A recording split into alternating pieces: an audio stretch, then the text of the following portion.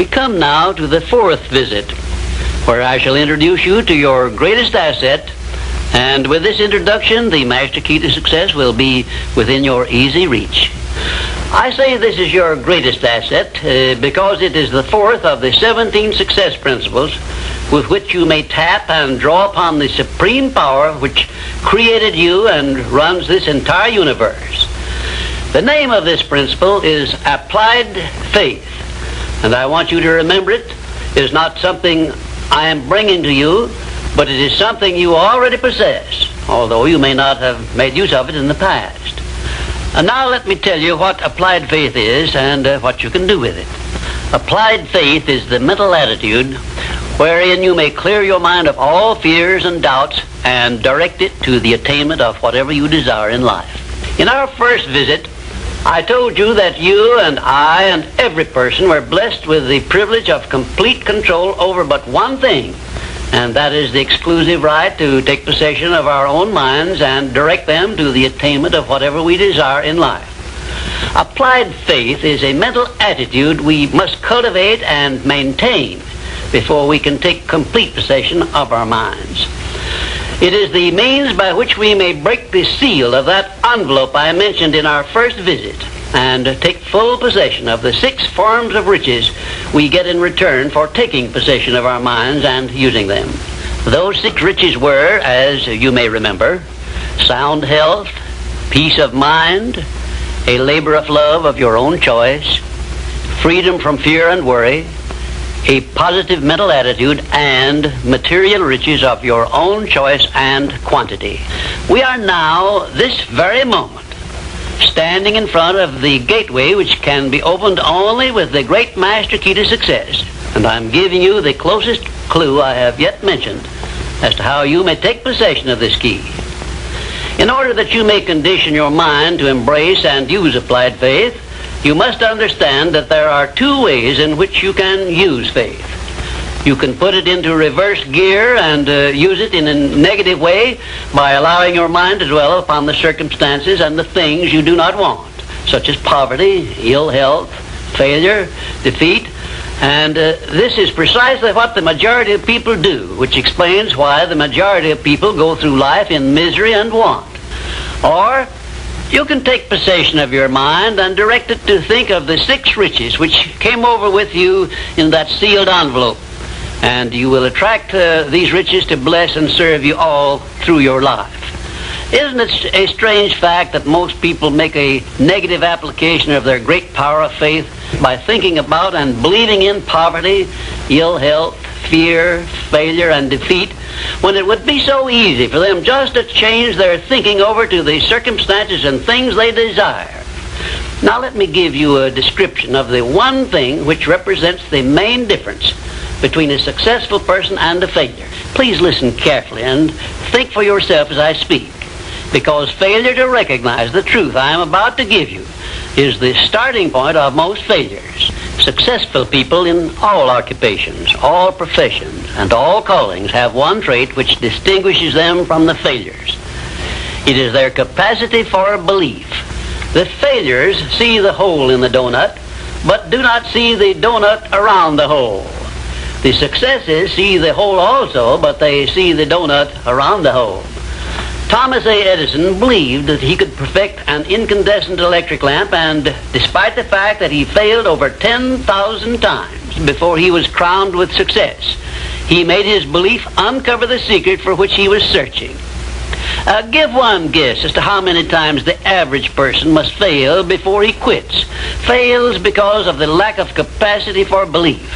How many times can you meet with defeat before you give up the ghost and quit?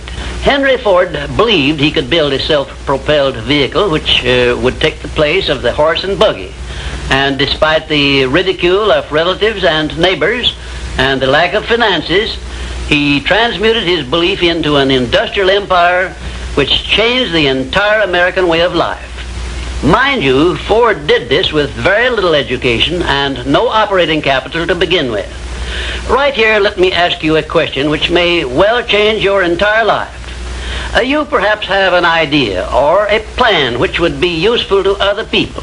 but you have done nothing about it because you lack the self-confidence to give you a start. In other words, you are now where Henry Ford was before he built the first model of his world-famous automobile. Mr. Ford broke through that wall of fear, which may now be holding you back, and put his idea into operation by making use of the mastermind principle I mentioned in our second visit, through an alliance with his wife. Now, the question I wish to ask you is this. Why don't you form a mastermind alliance with someone and begin putting your ideas to work for you? Belief is truly a magic word because it is the beginning of all successes. It is the very foundation of civilization. It is the one quality you must develop before you can make use of the great master key to success. To be successful, you must become a person with a great capacity for belief. And the place to start believing is with yourself. You should begin by recognizing that you were born with the privilege of complete control over your own mind.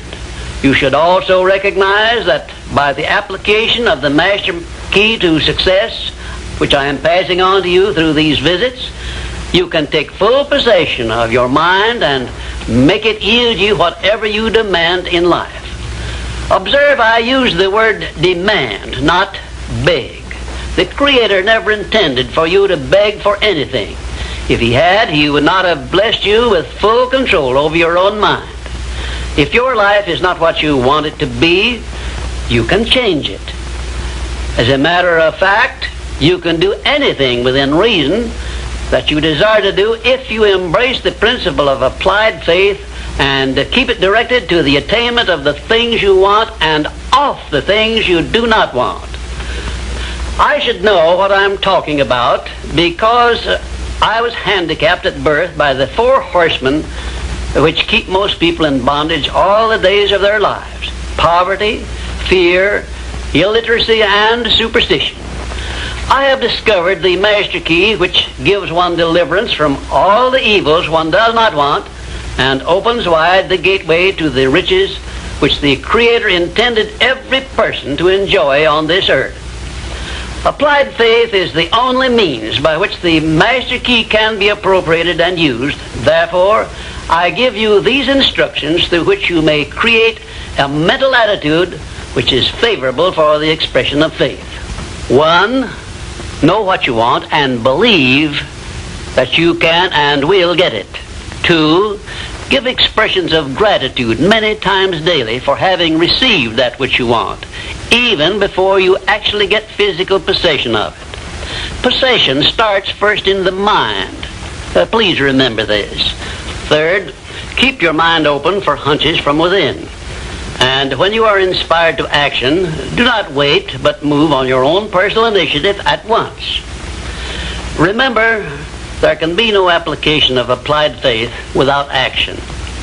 4th, when overtaken by defeat, as you may be many times, remember that man's faith is tested many times before he is crowned with final victory.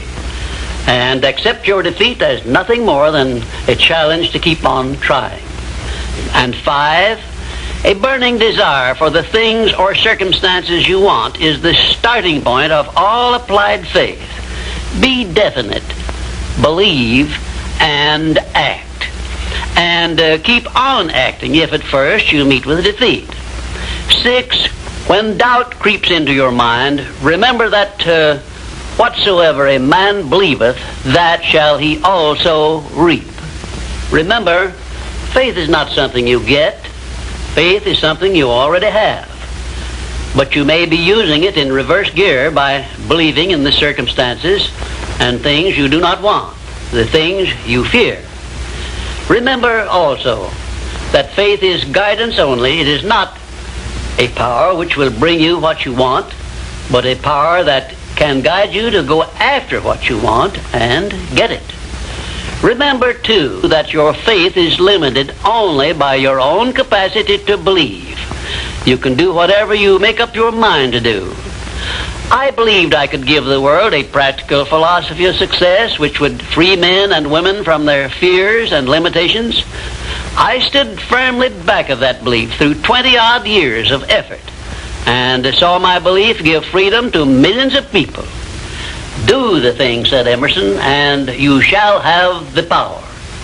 May I paraphrase this great truth by saying, believe and you shall receive. And now, until our next visit, will you please remember that your life is exactly what you make it by your own mental attitude.